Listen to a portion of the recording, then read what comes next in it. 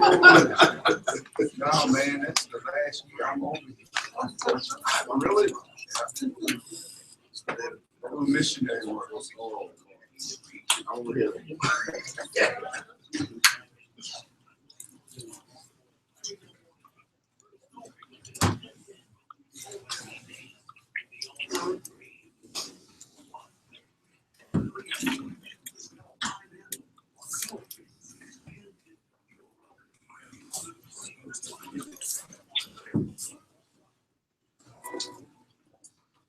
Good morning. The Larry Young Morning Show with the coach, Faraji and Siv.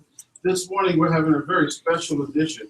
It is our Mayoral Forum, and we're doing it live at the Radio 1 station, and we're so honored to have you join us. And we have put together a strong, so to say, the top candidates being considered in the latest poll, and those individuals were kind enough to accept and join us this morning. We're going to have that each will have an opening statement. We have a timer. You can watch the clock. This is live radio, so you can appreciate what we go through and get everything done. And again, we're honored to have you. And based on a prior selection, it's already been decided that we will start this morning with an opening statement by Councilman Carl Stokes. Good morning. Good morning, WOLB and Praise 106 family. I want to thank the Radio 1 family for supporting our combined efforts, that's yours and mine, to keep city government honest. I've been back in council for 5, almost 6 years now, and really it's been tougher than I thought it would be, tougher than it should be. But again, the Radio 1 family is always there. We sort of have each other's back in all of this. There's been just so much corruption going on in this town, opposing the good in our community. Tens of millions of dollars have been taken, given to Harbor East downtown. Almost nothing has come to the vulnerable communities uptown. I first came back as a council, and there were the mayor saying to us that we're going to close 15 rec centers, 6 pools. We're going to close the hours of everything else. And we worked hard to stop them from doing that in that first year, but they've beat us in the years following that. We're not going to have much more of this happening to our communities. Every day, young people get up in broken communities and walk through broken streets and crack deals, and they have to go to unsafe schools. And yet every day we are asked again and again to give more money to downtown development. We're asked to give $500 million to a new downtown development with a promise of jobs. And we'll talk more about these things in a few minutes. Thank you so very much. Each candidate is given an opportunity for a 2-minute opening statement. And now we turn to the station. First, let me say good morning, Radio 1 family. I am really excited about moving our city forward and not backwards.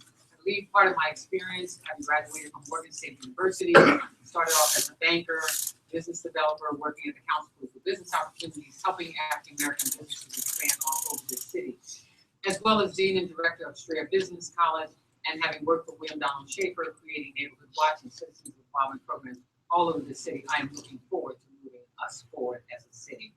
I've also had experience in the public arena, having served on the city council for a number of years, 5 years, and where I started the Baltimore Marathon, which has a $40 million impact on our city, and the Fish Out of Water project, which also raised $1 million and wired our cloud.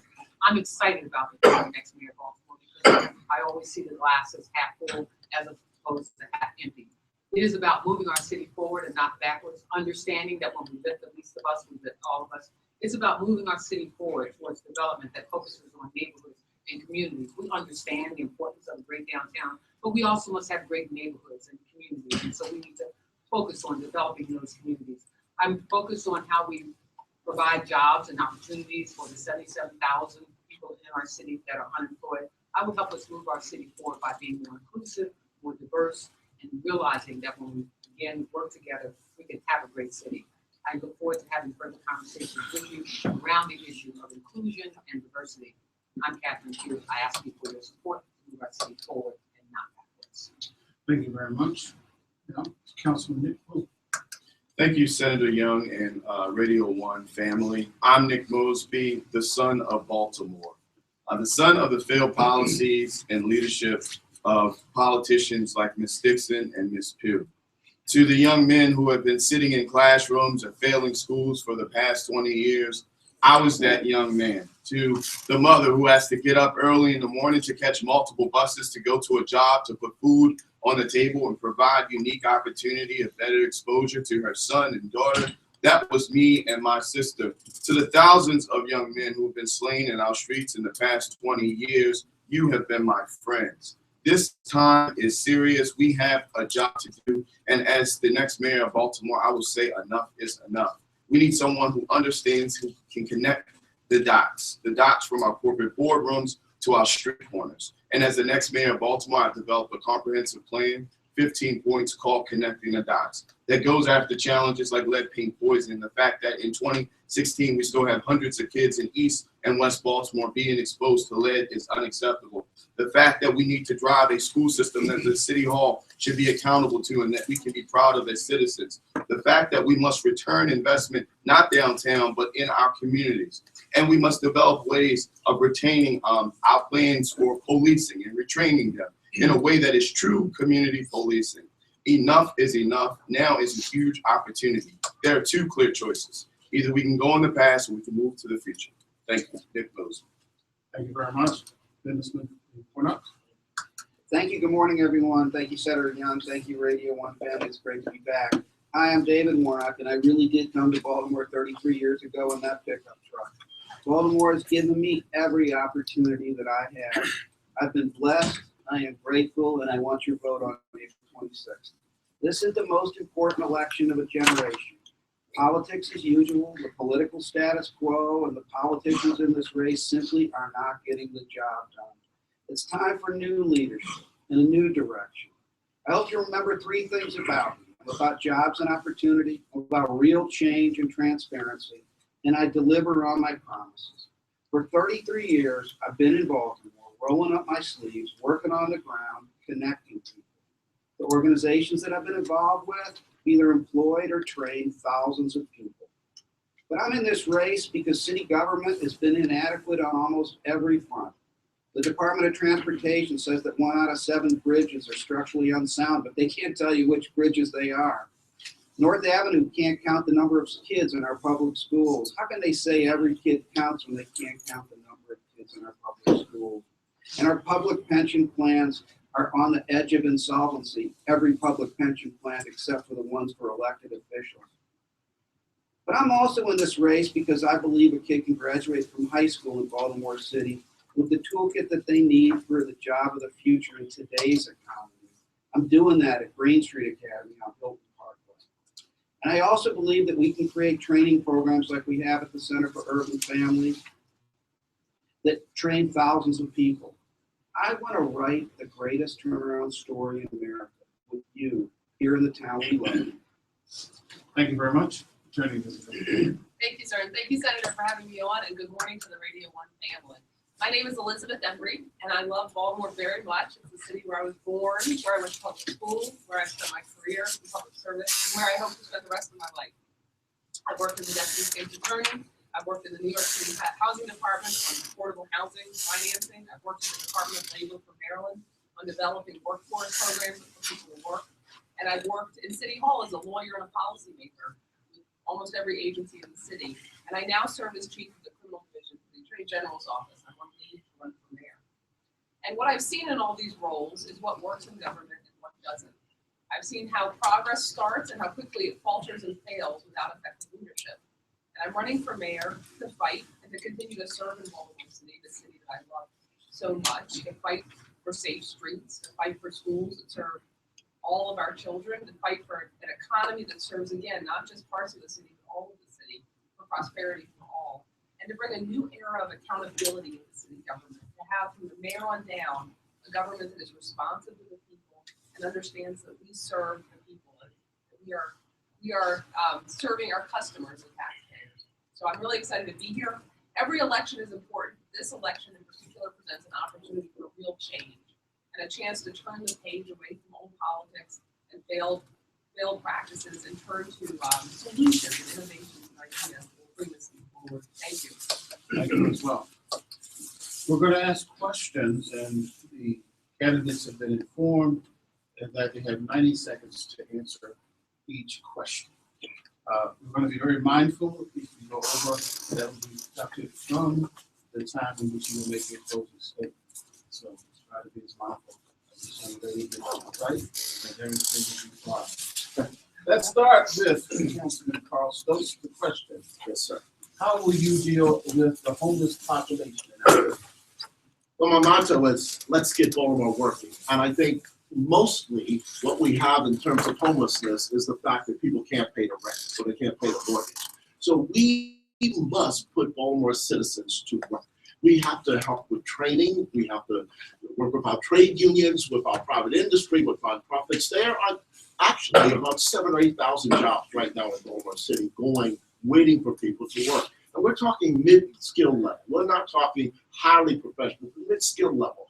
For example, in our communities where we have hundreds and thousands of boarded up properties, we can start to rebuild these communities with people who currently live within these communities by giving them skills that they will never lose, that they will use as a career, whether it's in carpentry or electric or drywalling or other such trades. And we can start to put these people to work, and they will be able to buy and own the properties in which they are working on. We must do more about transitional housing, not just shelters, because the shelters don't do what's necessary in terms of full life support. That means that our people must have wraparound services working with them 24/7. As we help them move from the homeless situation and the trauma that are in their lives to a better way of dealing with life and giving them mental health services and in some cases addiction services, but mostly we have to get people working. Thank you, sir. Thank you. First, I think we have to try to keep people in their homes. We need to work with those different people to see how we keep them in their homes. The other issue we have is that we have a number of people who are homeless for various reasons, whether it is drug addiction, whether it is leaving our institutions. As you well know, 10,000 ex-offenders come home every year. 70% of those have substance abuse issues, but many of them end up on our streets. Maryland happens to be the 38th worst state in this country for people to come home to. We don't provide food stamps, we don't provide housing, and we have facilities in the city, whether it is the number of board of houses, or the city jail that we can convert to a shelter for homeless. And so while I agree that the program that the city currently has in place has some value, I think we need to accelerate it. When we look at what's happening to Martin Luther King Boulevard and other bridges where people are now currently living under, it means that we've got to take a targeted approach to dealing with homelessness. It is about jobs and opportunities. And that's why when we talk about economic development, I'll talk about the jobs program that I have in place and the training program that I'm looking forward to putting forth for Baltimore, because it's about dealing with the mental health issues in our city and how we treat people in the city.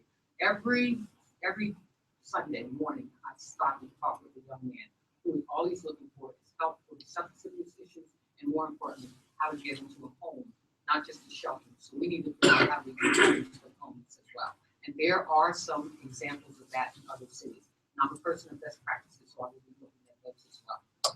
Thank you very much. Councilman Mosby.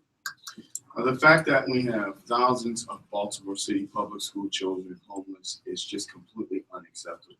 We need to set a priority. If you're a young child growing up in the city of Baltimore and you have no idea where you're going to lay your head at and every night, imagine the implications that affects on you in schooling and everything else. So we need to do a better job of really prioritizing and developing a way that no child in the city of Baltimore is homeless. Secondly, when we look at not just the city of Baltimore, but the state of Maryland, there's only 7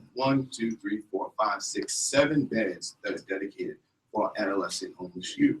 We have to address that. We understand, the cycle of being young on the streets of Baltimore only leads to things like prostitution, drug addiction, mental illness, and chronic homelessness. We have to develop a way of getting to our children before they get to these structural issues that have impacted our community for far too long.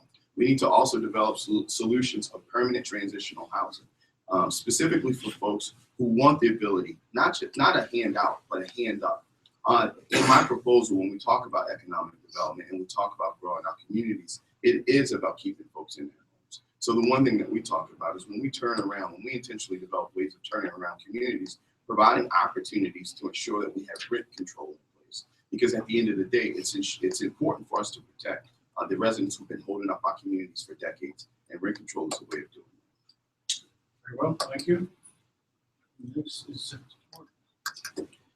You know, for many years, I was on the board of the National Alliance to End Homelessness down in Washington, D.C., where we put together the 10-year plan to end homelessness, which has been adopted by tens of cities across the U.S., including Baltimore, although it hasn't been implemented in Baltimore.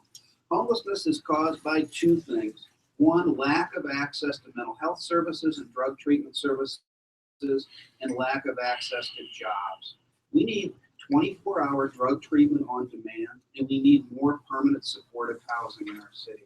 Shelters just do not get it done. They are not a cure for homelessness, whether it's children's homelessness or adults' homelessness. We need more permanent supportive housing in our city.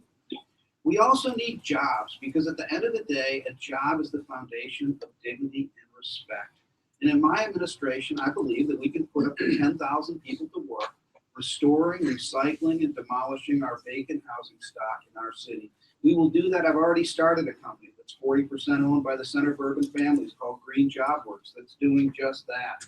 We also need to respect our veterans, because, you know, I came out of the debate the other day and talked to a homeless woman veteran who said, David, nobody's talking about my issue. We have programs like AmVets in our city that are doing a good job, great job. We need more of them. And the other thing that we're not going to do in my administration is take people's houses away for $250 water bills. Because when we do that, we push people into homelessness that don't deserve to be there. So there are serious things. It is a serious problem in Baltimore, but it can be solved by a strong, forceful administration. Thank you very much. Thank you. So I want to focus on two pieces. One is the ways in which our systems are making it hard in the city to be poor. We make it very expensive to be poor in this city because of the way that our systems operate, intentionally or not. And one example is our rent court. And the cheapest way to keep someone in their home is not to evict them in the first place. And a recent study of the rent court showed that tenants overwhelmingly who are facing eviction have defenses, and landlords have lied or left important information out of their court filings, which would be a basis for the person not to be evicted. From our cash bail system to our child support system, we have to look at the ways in which our systems are costing people money that's unnecessary. Another example is the fact that there are homeowner and renter tax credits every year that people are not taking advantage of in the city. In fact, the homeowner tax credit, a few $1,000s available for people who earn less than, I think it's $65,000 a year. Only 6% of eligible homeowners take advantage of it. The city should be raising a cry and saying you should get every dollar you're owed from the state. And the second piece is other cities have learned that spending money on supportive housing saves money in the long term, because homelessness costs the city in ER room visits, and ambulance rides, and police response, in shelter costs. So when we spend the money to provide real supportive housing, we actually are saving money in the long run. Is what other cities have learned, and they've actually solved homelessness. We need to do the same thing. Thank you very much. The next couple questions come from those who listen to our station to ask. But when I looked at it, I feel that we can do this with about 30-second responses. However, if you want to press it to the 90, you can do that. But I do think, in case someone, I'm going to ask you if you need to support and take this considerable action when you're there, and respond as you will or not. Number one, starting with Senator Pugh. Establishing a job training and rehabilitation center. Absolutely. And one of the things I talk about is not just doing job training, but doing training on the job.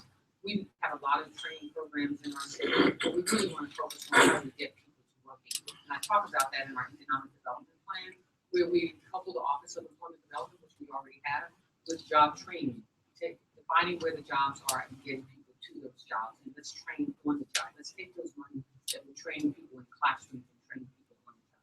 I think that's the direction we should go. Thank you very much. Councilwoman? Yes, Senator. Job training starts in school. Right now, we have this fake barometer of success that every child needs to go to college. Now, it's great if every child was on the trajectory of going to college, but we understand and know that some of our children are not. So we have to develop ways of providing real exposure and opportunity to vocational, two-year degree programs and certification programs to provide a competitive advantage for our young folks like other surrounding counties are. 207,000 folks come into our city every single day to work. Those jobs should be tied to Baltimore City jobs. And we know that in Sparrows Point, we're gonna have over 10,000 jobs over the next 5 to 7 years. We know that the Port of Baltimore, because of the expansion of the Panama Canal, is going to continue to grow and be as strong in the next 50 as it's been in the past 50 years. What are we doing to provide a competitive advantage? Then secondly, from a job training perspective, we need a one-stop shop for our returning citizens. In Baltimore City, I passed the most progressive fair hiring legislation called Ban the Box on private employers. Well, we need to take that a step further, where we aggregate all the services, workforce development, access to identification cards, child support, every single thing that a person coming home from prison will need in one stop, as opposed to sending them all throughout the city of Baltimore. That's how we get folks back to work. You know, we need to scale programs like we have at the Center for Urban Families, where I've been chairman for the last 13 years, that address the thousands of returning citizens that come back to our city every year. We need to make automatic expungement of non-convictions a reality. 30,000 people in Baltimore have expungible non-convictions, and yet we have the easiest to access database of criminal records and charges in the state, or in the country. Employers discriminate against people that have charges. We got to get automatic expungement of non-convictions. But I also agree that kids need to graduate from high school with a toolkit in their pocket of certifications that they have to get the job of their choice in today's economy. And this election's about what you're doing when the cameras weren't running. We're doing that every day at Green Street Academy. Thanks. Thank you. So the first pillar of my jobs plan is investing in our workforce. And the number one priority is working with labor and work industry to have training programs of work, and aren't just programs in theory, but actually put people to work or connected to jobs, because a training program is only valuable at the end of the day someone is employed with a job that's not just a minimum wage job, but a job that has a career path. So it's investing programs at work and connecting with the jobs that are coming online in the city. Thank you very much. Again, I'm going to start with Senator Pugh. It would be good. I didn't answer. So sorry, Carl. Yeah, thank you. Carl Stokes. So thank you, Senator. A couple of things. I want to say that we have to reopen our night schools. There are people who are working, but they're working minimum wage jobs and they're not making enough to take care of their families. And I think we have to reopen, I know we have to reopen night schools so people can get in, get their education, get certification, and get job training while also holding on a day job. I want to mention also that there's a parochial school in southeast Baltimore where young men and women go to school 4 days a week, and 1 day a week they actually go to work. They actually go to work 1 day a week, and that 1 day a week pays for their parochial school education. I think in our high schools, our public high schools, that we should begin to send our young people out in internships and apprenticeships so they learn about the work world. And finally, let me mention this often not mentioned, that is many folks are not aware of what a work ethic is. And so though we get them ready to go to work, they're not ready to go to work. They don't know that they're supposed to get up every day and come every day. They don't know that they're supposed to give their all to the job while they're there. Okay, perhaps we can do this and get about 6 more questions responded to before 8:30. Great. If you would consider this way, either you support, you will take considerable action once you're mayor. And if you would like to go past 30 seconds, that's your option. Or if you would, 30 seconds. Reduction in open drug markets. Reduction in open drug markets, crime and violence through the implementation of foot patrols and regularization patrol cars. Absolutely support that. In my crime plan, I talk about crime reduction plan. I talk about the 75% officers who don't live in our city, but we want to get them living in our city and all things schooling and all things to do that. But also foot patrols are important because they're engaging for our communities and it's necessary. Also lighting up our streets so that our streets are more walkable, our communities become more walkable. Absolutely support foot patrols and think that it's necessary in order to develop that relationship and trust between the police department with the community. Thank you very much. Our criminal justice system is built on the relationships that we have in the communities that we serve in. And having our police officers on foot patrol does several different things. Unfortunately, many of our officers do not live in the city of Baltimore. Many are not from this area, but it provides them connectivity into a community that right now there's a chasm between. So it's really important. I look forward to partnering with organizations like BUILD to identify locations and working with communities to place officers on foot patrol to, again, connect them with community. But community policing, Senator, goes further than just having an officer step out his car and walk the beat. It's really about establishing the relationships in those communities. I've been talking about a program that was deployed in very violent and rough sections of Philadelphia and North and West Philadelphia called Philly Rising, a program that directly connects officers to services for community leaders. So that's exactly what I look to employ in Baltimore. Absolutely, no question about it. We need to have more police officers in and from Baltimore. Right now, a police officer is required to be out of his or her car for 30 minutes a shift. That just is not acceptable. It doesn't work. We need to have more officers that are from Baltimore. You know, if you apply to become a police officer in Baltimore, one of the ridiculous questions that they ask you is if they ever smoked marijuana more than 30 times in your life. They put a lie detector on you when they ask that question. Now, we need to have a police force that not only has a promote from within culture, but is from our city. We are going to create PAL centers in our police district offices and get people talking to each other again. Thank you. So the Baltimore Sun has said that I have the best plan for the biggest problem facing Baltimore, how to reduce crime and how to restore faith in our criminal justice system. And I've spent my career doing both, and it's reflected in my plan. And it's from practitioners like Commissioner Ham to researchers at Hopkins. Everyone has said this is the plan that we want. And a key piece of it is community policing, including foot patrol. But more than that, it's about recruitment and training and changing the culture of policing in our city so that we have police officers who are truly partners to community in ways that are measurable, partners and protectors of communities rather than invaders. Thank you. Thank you. Starting with Senator. Again, Carl.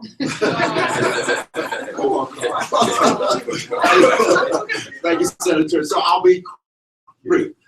Yes, absolutely, foot patrol, real foot patrol. I've said that we drive the officers to their posts, take the car back to the station, come back and pick them up at the end of the shift, so that they are really foot patrol officers.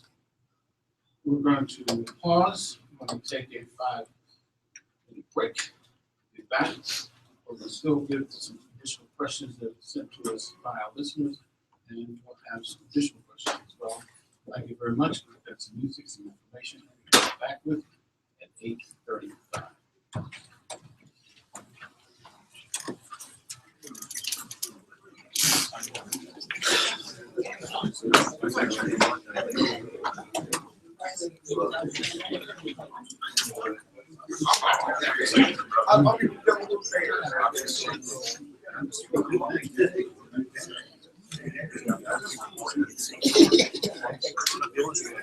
Yeah, it was hard.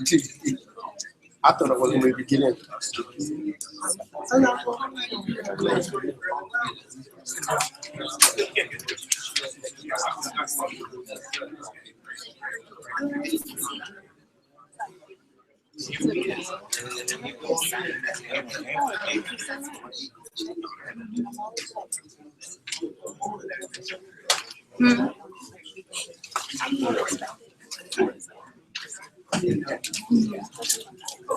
Yeah.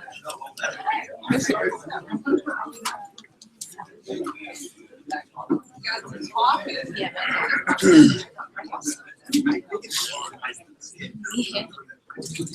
Thank you.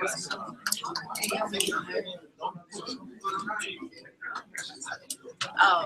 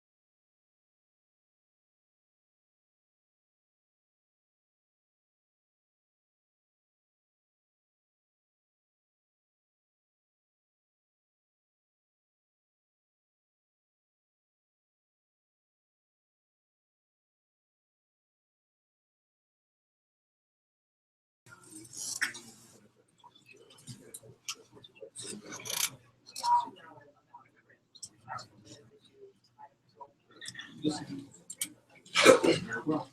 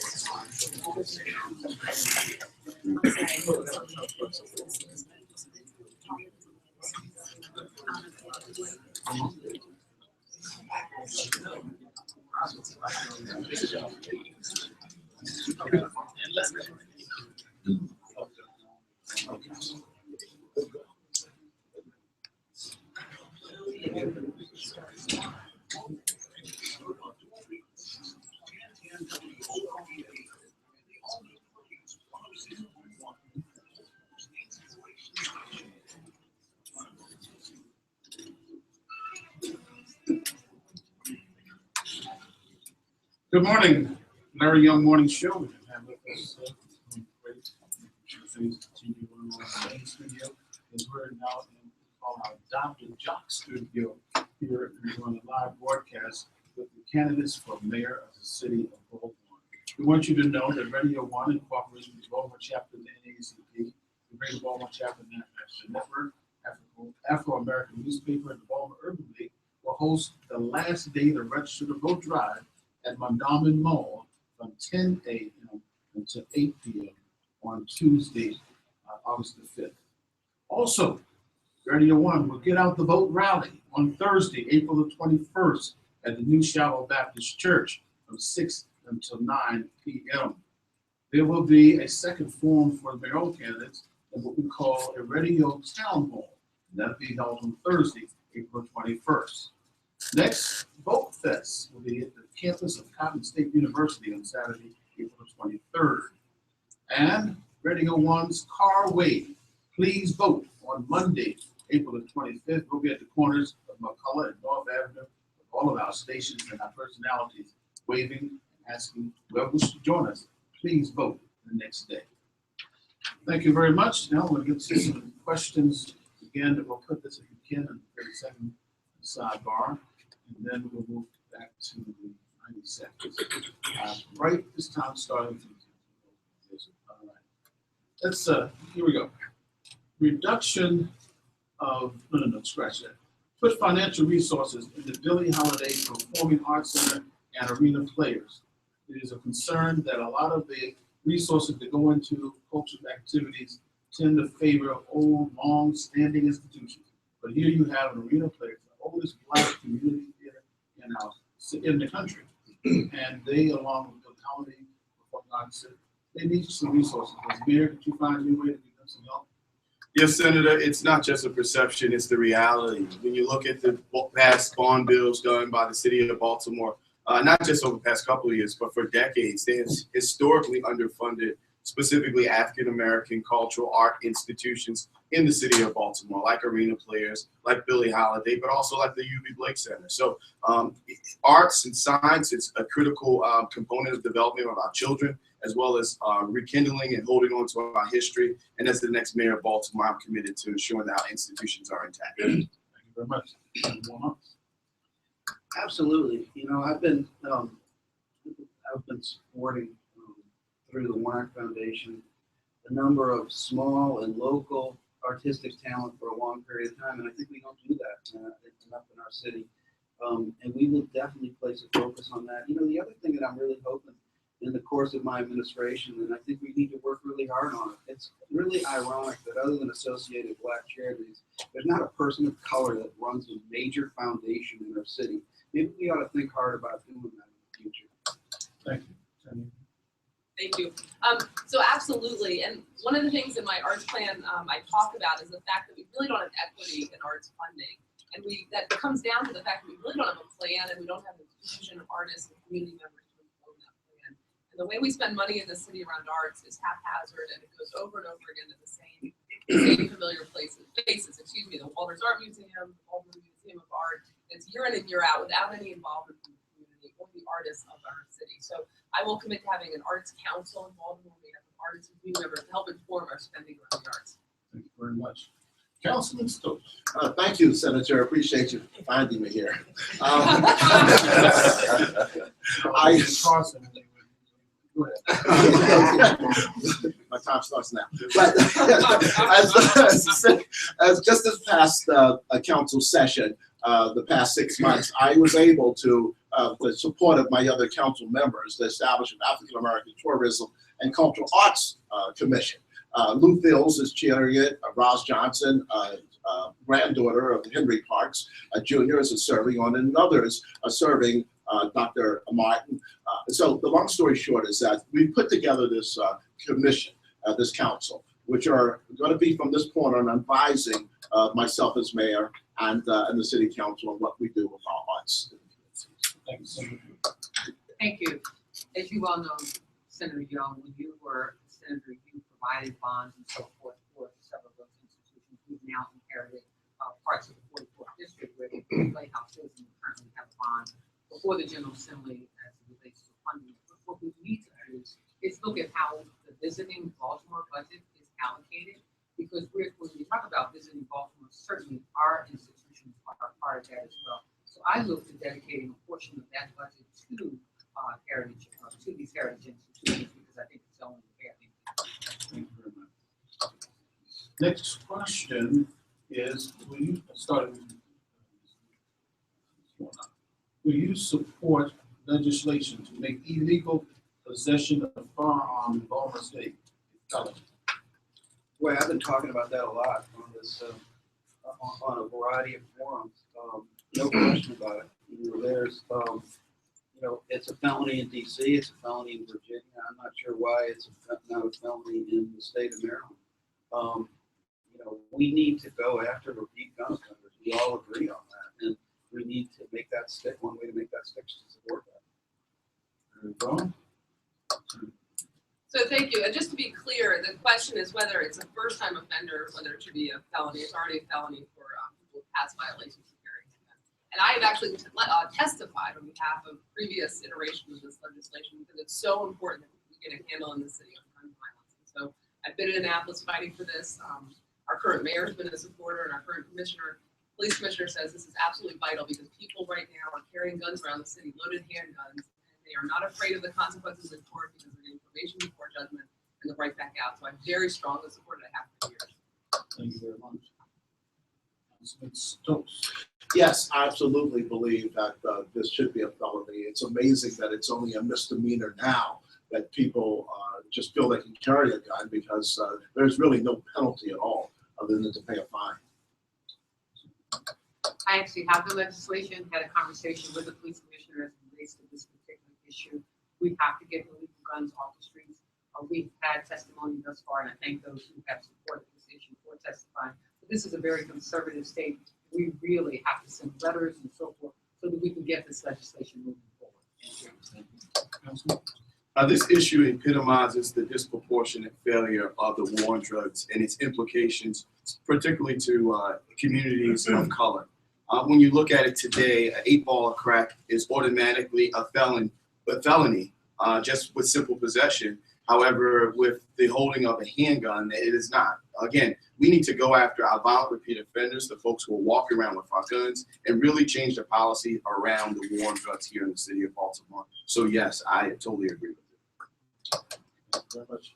Next question, starting with elimination of recycled pickup for our community and the return 2-day garbage pickup. I know how controversial it is, but I actually think it was a wise decision. Moving to the recycling pickup day, it's something that I had to adjust to. It took me a while, but I have adjusted. It saves the city an enormous amount of money. It is a more efficient process.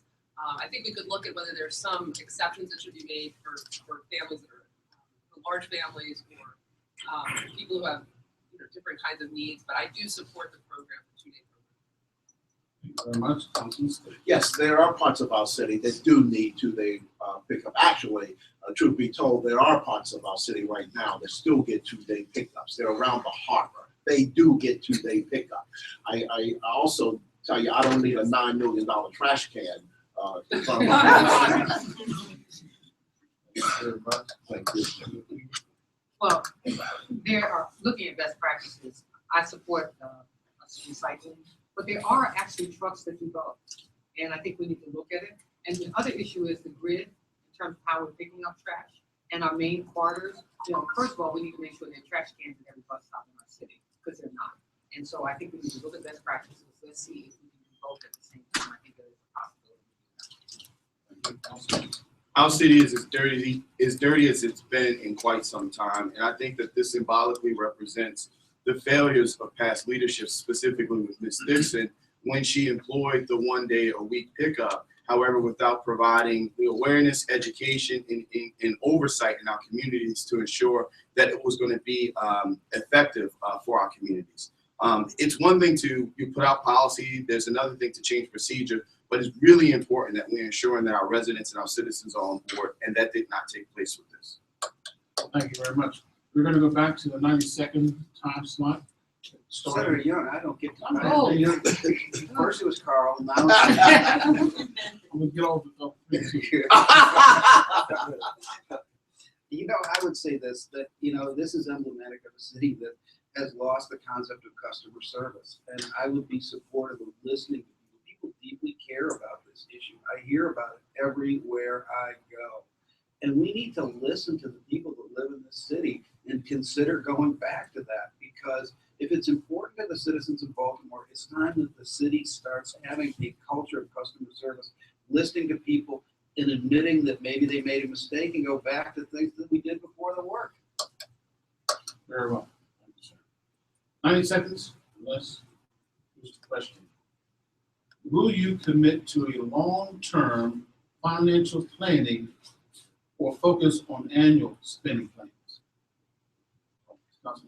Yes, you know, when I came back 5 years ago, I wanted to save recs and parks and pools. And I went over to Rec and Parks and said, let me see your books. And they said, we don't have books. I said, what do you mean? They said, we don't keep books, sir. I said, well, let me see your audits for the last 3 years. They said, we don't do audits either. Haven't done any in 30 years. So I find that the city agencies were not doing audits. I passed legislation with the help of Jack Young and several of my council members to do audits all along. So yes, I'm a small business guy. I've been in business. I've owned a retail clothing store. So I know that you have to have planning and you have to have audits. It starts with your audits so that you can plan your budgeting going forward. I absolutely believe in long-term financial planning for the city.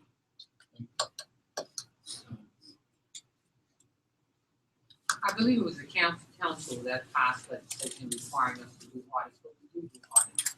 They may not be as comprehensive as they should be, but we also need to make sure that we're providing for our auditing department and the comptroller's office, the staff that they need in order to perform those audits.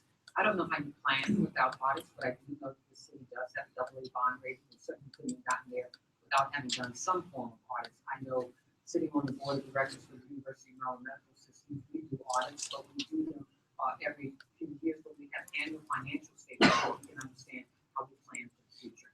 We've got to provide people with the staffing. Senator, I think this question highlights two main issues. One was talked about when we talk about not only financial audits, but also performance audits. We need to go in specifically to our large departments and agencies to ensure that we're not only having the right of X and O's coming in and out, but more importantly, that we're driving to processes and operational procedures that make sense and that are relevant to 2016. Many of the practices in which we employ are outdated, and many of the tools and the resources that we provide city workers are outdated. So we need those performance audits to get ahead of that. Secondly, Senator, the one thing I would talk about is the fact that unfortunately the city of Baltimore does not finish jobs on time or at cost. And this lowest bidder type of scenario where the lowest person that comes in gets the job every time is the wrong approach. The citizens of Baltimore are paying 20 and 30 and 40% cost overruns. You consider the Board of Estimates meeting and kind of watch this. As the next mayor of Baltimore, we're going to develop a centralized project management office where we have certified project management professionals to ensure that we're finishing jobs on time and at cost. And through those savings or the true completion of the estimates, we will be able to leverage that money to provide additional services of enhancement to the citizens of Baltimore. This is a very important issue as it relates to dealing with our budget and dealing with the times down from an economic perspective. Well, this highlights, in my opinion, why we need a business mind to run a $3+ billion business. When Gregory Thornton came to North Avenue, we found $3.6 million worth of annual expenses. By the way, he did a little audit there with his own finance people who had been on the job for a long time. $3.6 million worth of annual expenses in ghost employees and spouses that weren't spouses on the health care plan. That's in the Baltimore Sun. We haven't done an audit of our municipal functions since William Donald Schaefer was mayor. I mean, that's just disrespectful to the people that live in this city. We're running a $75 million deficit and a projected $744 million deficit over the next 6 years. Our public pension plans are on the brink of insolvency, every one but the one for elected officials. We need to get a handle on where we're spending our money so we can reallocate money to things that we all know work, like education, parks and rec. We're going to do that in my administration. Thank you. So I want to transform city government into an era of accountability that we have not seen in the city. And there's a few things I've committed to as mayor. One is transparency, and that means not just doing audits, which are now legally required and are executive idea, but it's as mayor, I will publish not just the results of the audits, but everything that my administration is doing to correct the findings on a rolling basis. It will be what I am doing, and I will also publish for every agency and also for my administration a report on how I'm doing on the metrics that I've identified as the most important in the city. And I will also provide the data so that every citizen in Baltimore can do the same analysis and grade me and the performance of my administration, whether I'm meeting the expectations. The second thing is ending the pay-to-play culture of City Hall. And that's having ethics filings that are easily searchable, that are timely. It's requiring everyone that does business with the city to file disclosures about the relationship with the government. It's also about having a database of all the contracts that the city has so that you don't have to go to City Hall and ask the Board of Estimates to provide information that they're not keeping publicly. It's searchable online. And the final piece is really having open data. The city's made some good strides in that, but we have a lot further to go. And it's making data across agencies available publicly in a way that can be used for people who want to develop apps to help our system run, who want to do analysis for their own neighborhoods. It's having easily user-friendly data available to everybody across the city. Thank you very much. Question for us. Name one thing that you would do that may not be politically popular, but would definitely benefit the long-term strength of the city. I think taking control of the school system is important. People debate whether or not we ought to be doing that, but I believe that it's necessary because the buck stops here. I also will implement duty centers across the city because the younger we start teaching our children the greater opportunities they have in our public school systems. Duty centers start educating our children at 6 weeks of age. I know people talk about all day kindergarten and whether our school day should be longer. Opening our school system up so that it becomes a part of the community, so the community can have access.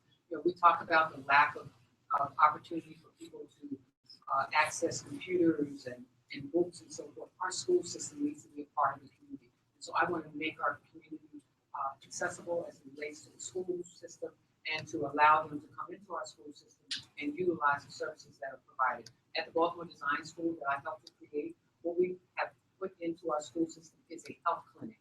And we want that accessible to the neighbors and the community because it's about creating a community where people engage with each other and understand that when we're providing the tools that are necessary, we include not just individuals, but our city and our community as well. Thank you.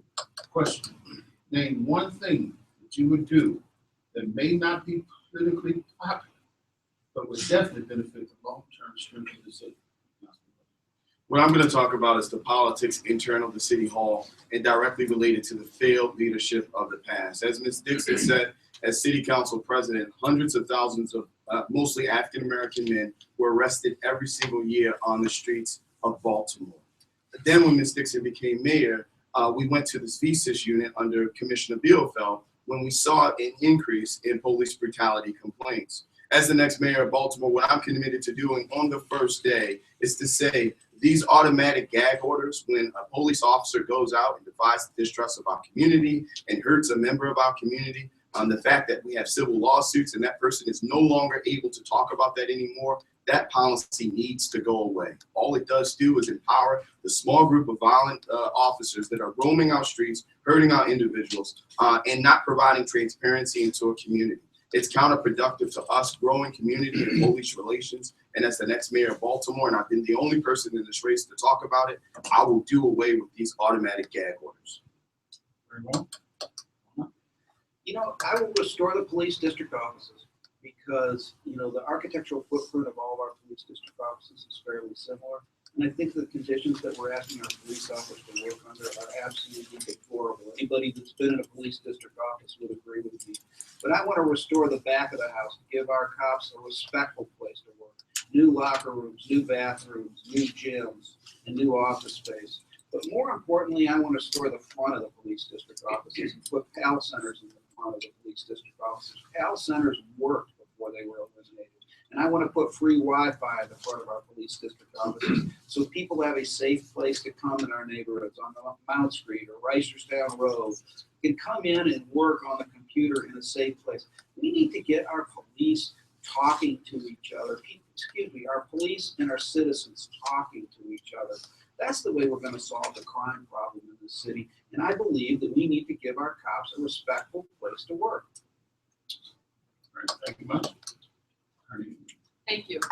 So one of the themes of my campaign has been the mayor having a voice in the things that affect the citizens of Baltimore. And for decades, the things that matter, like our mass transit, our public transportation, our community college, our school system, these are issues that touch everybody in the city, but we have not had a mayor who has a role in or a voice in the issues facing our city. So I will take on all of these challenges.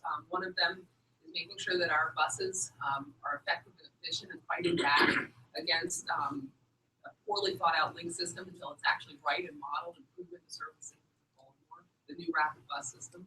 I will fight to make sure that our community college in Baltimore City, which excuse me, is where the majority of public high school graduates go after graduation, it has a 10% graduation rate. That is a failure to our citizens, to our students, and I will work with the community college to make sure that we improve that graduation rate and that it serves our citizens better than it does.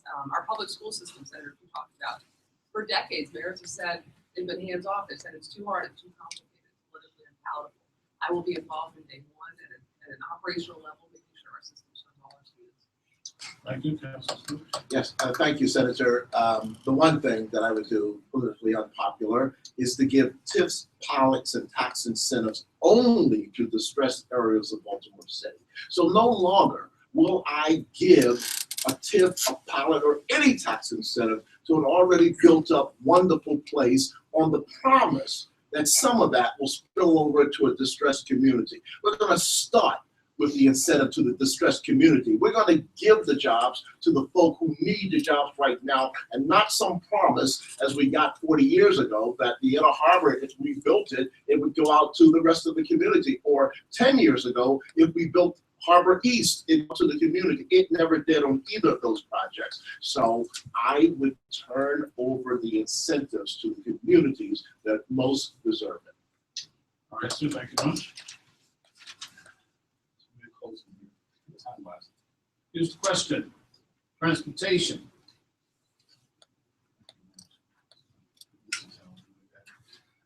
Baltimore has done a great job of providing free and efficient public transportation to tourists and residents of some of its wealthier neighborhoods.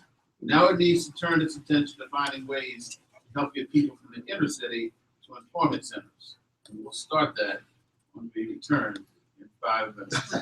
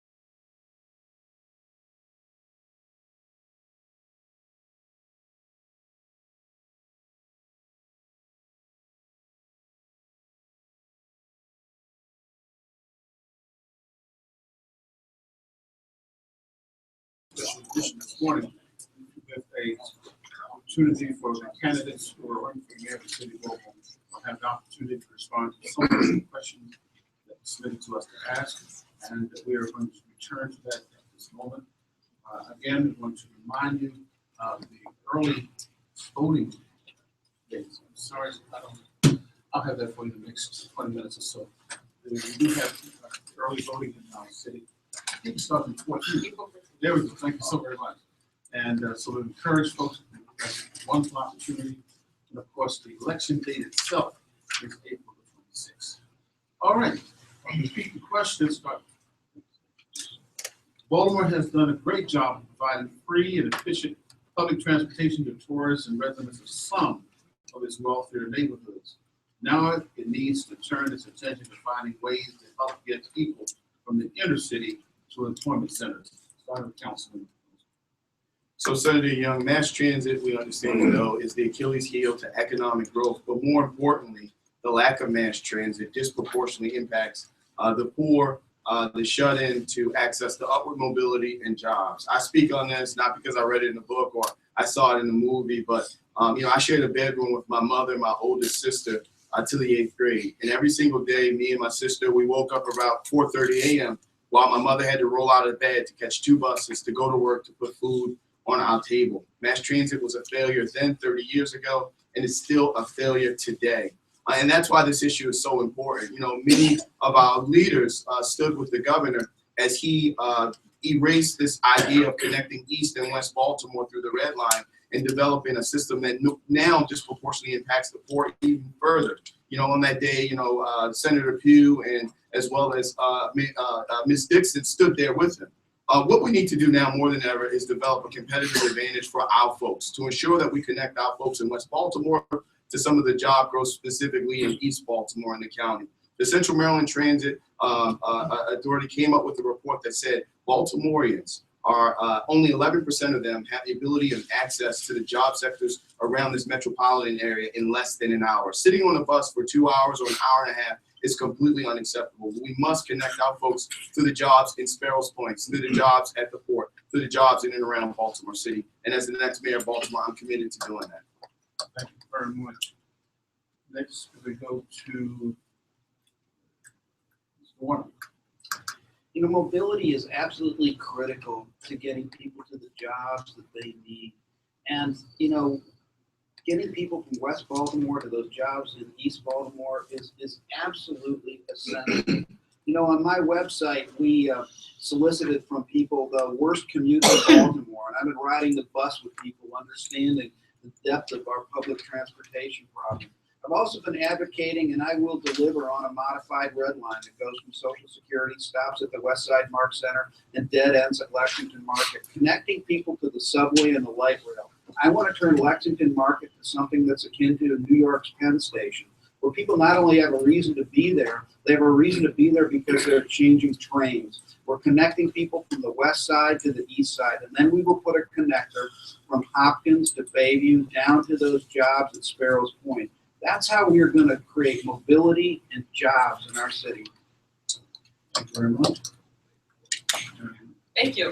So a modern city demands a modern public transportation system. That is a fact, and there's no question that Baltimore will get there. The question is how quickly and will it serve everybody?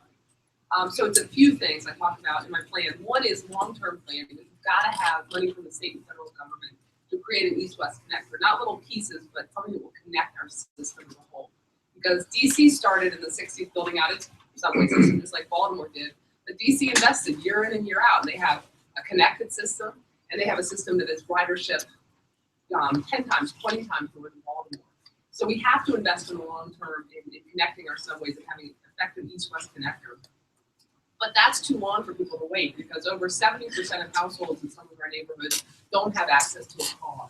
So we have to do things immediately that will change that. And that goes from car sharing, it goes from looking at last mile connections, people who can get almost to work, but not that last piece, looking at shuttles to do that, working with employers. It's making our system work together so that you can go from the water taxi and circulators, the MTA bus, with one card, with the universal fare card, free transfers, things that we can implement tomorrow. Because we have to get it right. It's making us uncompetitive. Young people now decide where to move based on whether or not they have to. For us to be a competitive city, we've got to get this right. Thank you. Yes, thank you. So this has shown the priorities of the last three mayors. You know, the former mayor said that she was so proud of the fact that she had started the circulator, a free bus system for folk who could afford the bus and who can ride to around the harbor and to shopping, and yet people on East North Avenue and West North Avenue can't get to work on time. They can't get their kids to child care. They can't get the kids to school on time.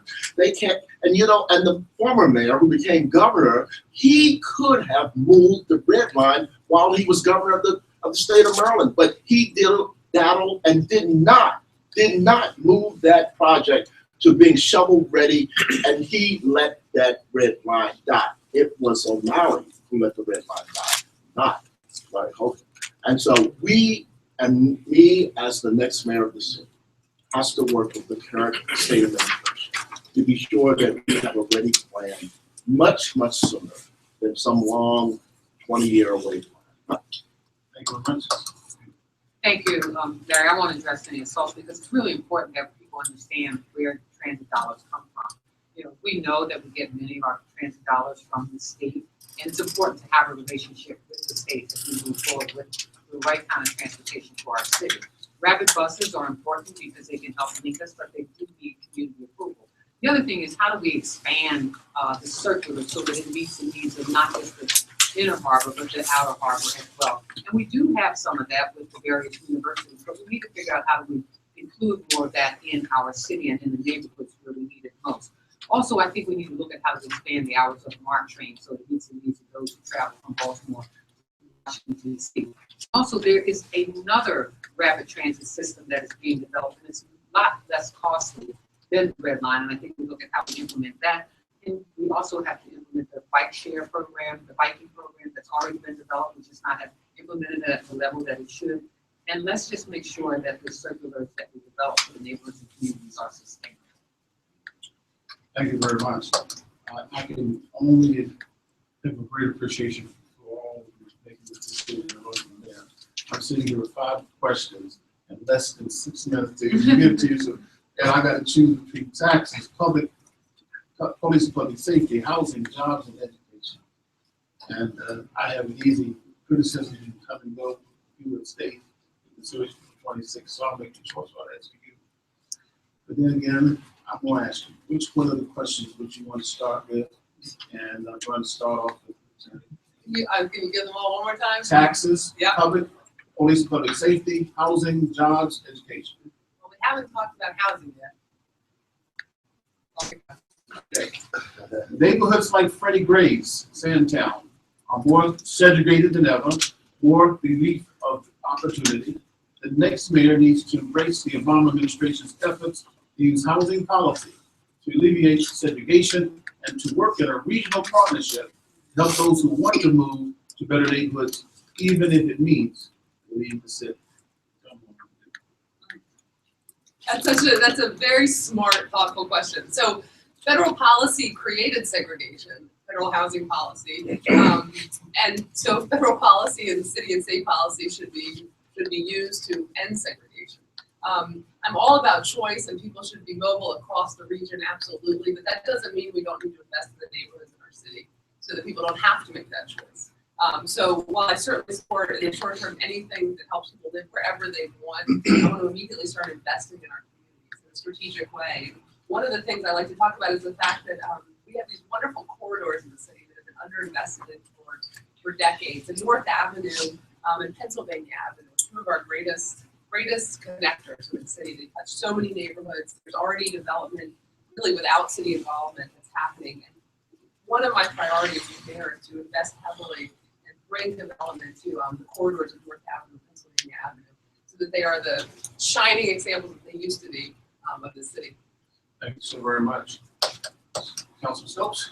Yes, Which one do you want? for $200, Alex, I'll take education. Okay, the 21st Century Schools Initiative, which pumped $1 billion into construction, renovation in the coming years, is a tremendous opportunity, but it won't transform the city's education system on its own. for good reasons. Mayors have limited influence over education policy, but they can work to build a greater community engagement in schools by providing targeted services and support. Baltimore contributes to its schools at a lower rate than almost any jurisdiction in the state. It may be time to change. It's time to change, for sure. Thank you, Senator, but the mayor has great influence. The mayor, actually, as mayor of the city, I will co-CEO the schools of Baltimore City. We have to take responsibility and accountability for our schools. Evan Johnson is sitting here in the audience with me, and I opened 2 schools for boys, 6th, 7th, and 8th grades. And we ran successful schools. We took kids in the 6th grade from wherever they were academically, socially, behaviorally, and we committed that at the end of 3 years with us, that they could go to any high school they wanted to go to, public, private, or openly. And we met that promise. So our first graduating class in 2010, 90% of those kids, more than 90%, are now sophomores in school. We do. The city gives 11 to 13% of its budget to schools. Every other jurisdiction gives near 50% of their budget to schools. I will, in the first 4 years as mayor of the city of Baltimore, take that number from 13% to 30% of the city's budget. We will give more money to schools. We will give less money to policing and incarceration in the city and give it to young people. Thank you very much, Senator Pugh. Let's see. Taxes, public, police and public safety, jobs, only the 2 over years. Well, why don't we try taxes since we've not heard anything about taxes? Very well. Baltimore's high property tax rate is likely to dominate the conversation the way it did in 2011 mayor race, but it's still important. It doesn't just affect the affluent. Poor people pay higher rents because of property tax. It leads to blight and abandonment in marginal neighborhoods, not wealthy ones.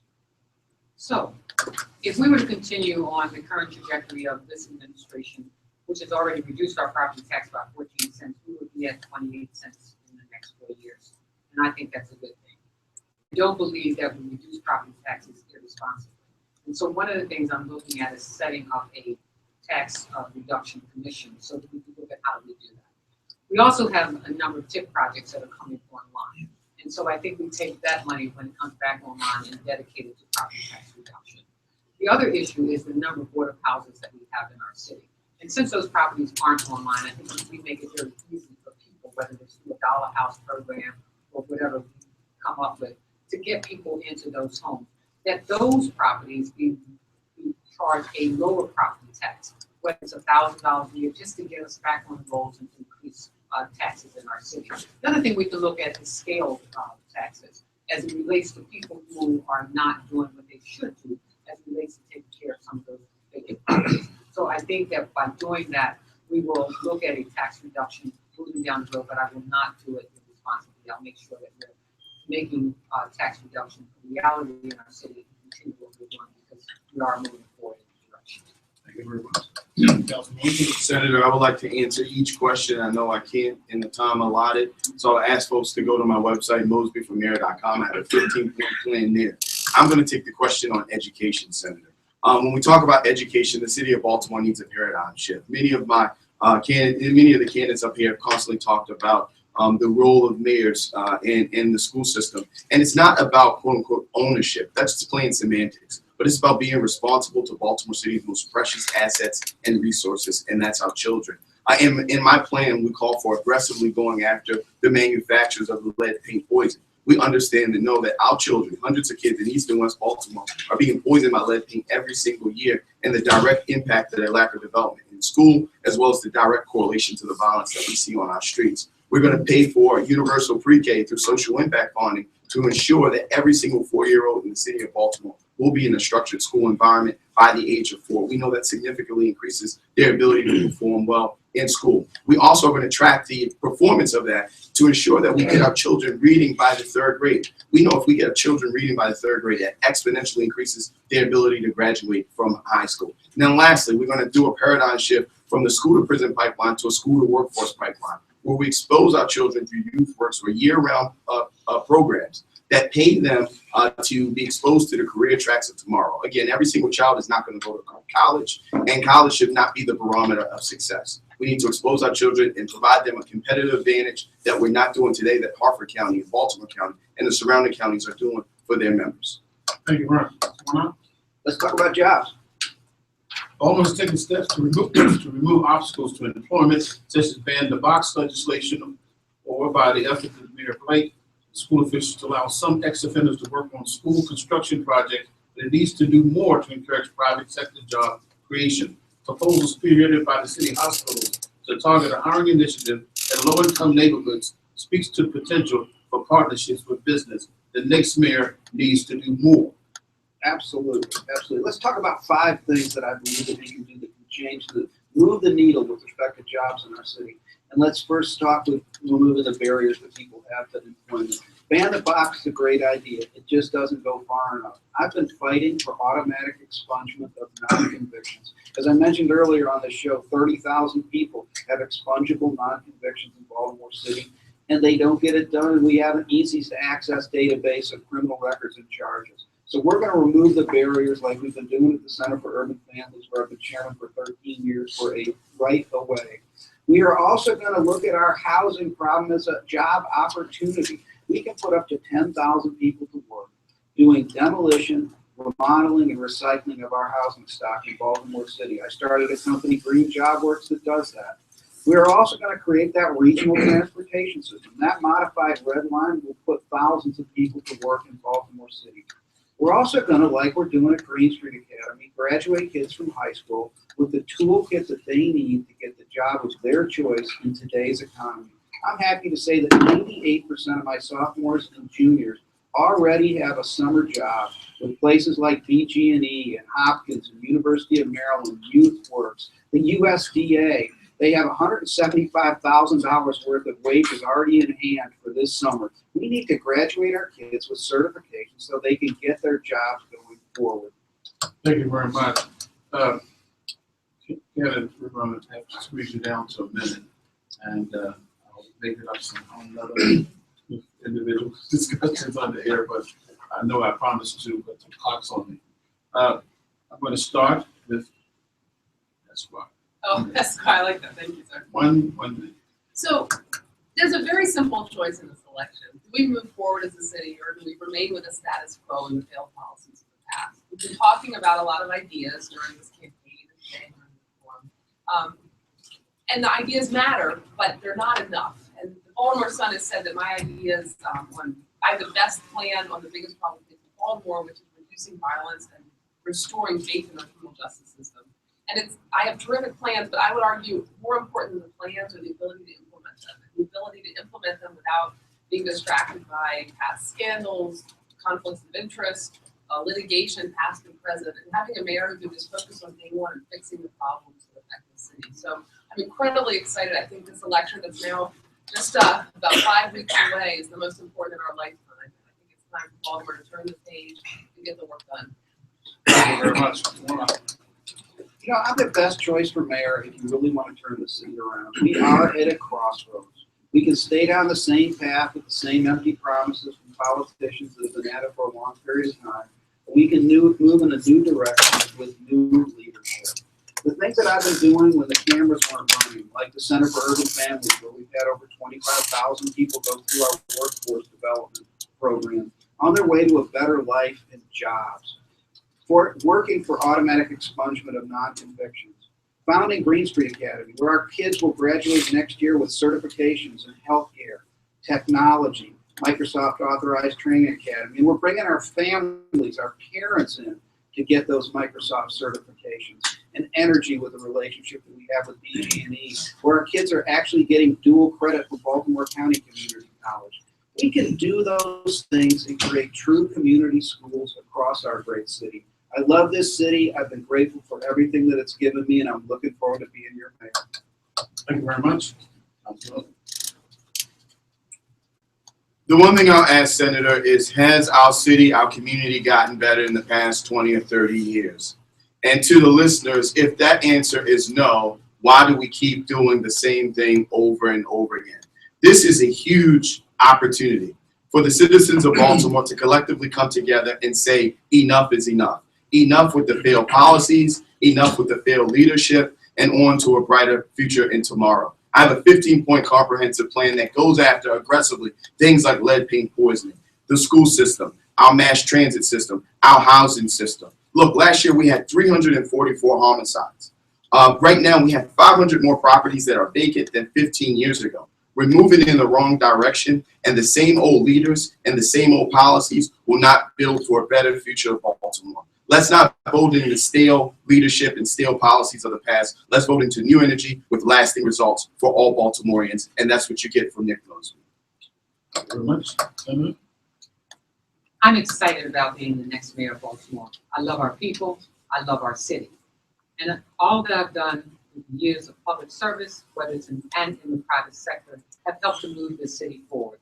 Whether it was serving on 23 community groups and organizations, such as the Center for Urban Families, the Maryland Center for Adult Training, and the University of Maryland. But when I got there, we were spending about 10% across the board for minority business and enterprises. Today, 30% across the board because of the work that I've done. Built the first new public school in our city in 30 years, the Baltimore Design School. I will move this city forward because I believe in inclusion and diversity. And as I said when I stood on the corners of North and Penn during the unrest, this city is not monolithic.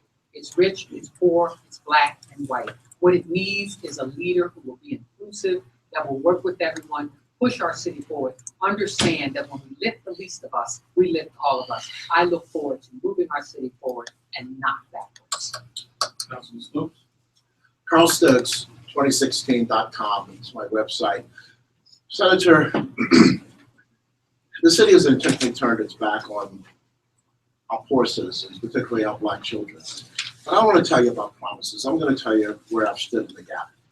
Remember not so long ago, Senator, when no African Americans represented Northwood, Morgan State area, no blacks in 200 years represented Evanston Village, Cherry Hill. It was Carl Stokes who led the fight to redistrict this city so that Joan Carter Conway could be elected, so that Melvin Stoops could be elected, so that Norman Handy could be elected, so Helen Holton could be elected. And I've stood in the gap for our community with the WOLB family for all those years. And you know this about me, Senator. I'm going to still stand. All righty. We want to remind our family that Radio 1 and Praise 106.1 and WOB will be having a U.S. Senatorial Forum on Tuesday, April the 5th. Will be the candidates for the United States Senate taking the seat of fantastic Colin McCoskey. Also, I want to remind you to be with us in Madonna Mall on that same day, August the 5th, for the last day to register to vote. We are planning a radio town hall for our mayoral candidates on April 21st, and we'll give you more information as it develops. We would like to thank, if you don't mind right now, the fantastic Dr. Kathy Hughes, who was our executive producer, as well as our team I have with Sid, Coach, and Brother Faraji. I want to thank Keller Winder, Director of Promotions, JJ for scheduling and coordinating today's forum, our Executive General Manager, Howard Mazer, Kelson, our Operations Manager, and Carl, our Engineer. That would be the best in the world. Yeah. Ladies and gentlemen, for these candidates on the call.